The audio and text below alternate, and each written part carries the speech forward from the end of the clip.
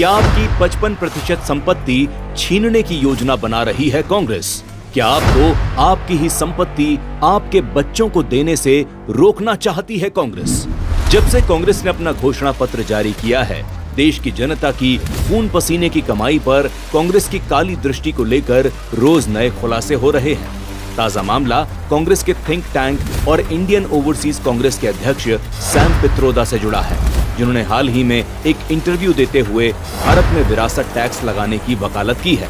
बकौल पित्रोदा, अगर किसी व्यक्ति ने अपनी संपत्ति बनाई है तो उसके मरने के बाद उसे केवल 45% संपत्ति ही अपने बच्चों को देने का अधिकार होना चाहिए, बाकी 55% संपत्ति सरकार को छीन लेनी चाहिए। Let me tell you, in America, there is an inheritance tax. So if, let's say, one has $100 million worth of wealth, and when he dies, he can only transfer probably 45% to his children. 55% is grabbed by government. Now that's an interesting law. It says you in your generation made wealth, you are leaving now, you must leave your wealth for public. और ये पहली बार नहीं है जब कांग्रेसी नेताओं ने इस तरह की बात की हो। इससे पहले कांग्रेसी शहजादे भी एक चुनावी सभा में देश का एक्सरे के नाम पर फाइनेंशियल और इंस्टीट्यूशनल सर्वे करने की बात कर चुके हैं। देश का एक्सरे कर देंगे, दूध का दूध, पानी का पानी हो जाएगा। पिछड़े वर्ग को, दलितों को, आदिवासियों को, गरीब जनरल कास्ट के लोगों को, माइनॉरिटीज को पता लग जाएगा कि इस देश में उनकी भागीदारी कितनी है। माइनॉरिटीज को पता लग जाएगा कि इस देश में उनकी भागीदारी कितनी है। इसके बाद हम फाइनेंशियल और इंस्टीट्यूशनल सर्वे करेंगे।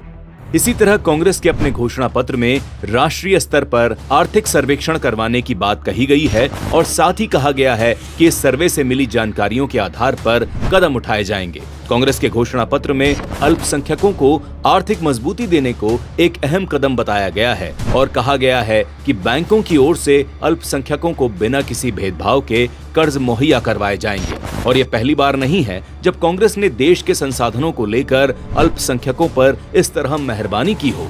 साल 2006 में राष्ट्रीय विकास परिषद की बैठक में तत्कालीन प्रधानमंत्री मनमोहन सिंह अपने एक भाषण में साफ कह चुके हैं कि देश के संसाधनों पर पहला हक मुसलमानों का है। We will have to devise innovative plans to ensure that minorities, particularly the Muslim minority, are empowered to share equitably in the fruits of development. They must have the first claim on our resources. इन सब को देखकर क्या आपको नहीं लगता कि कांग्रेस की योजना आपकी 55% संपत्ति छीनने की है और कांग्रेस से जब्त की गई संपत्ति को वोट बैंक पॉलिटिक्स के लिए इस्तेमाल करने की योजना पर आगे बढ़ रही है?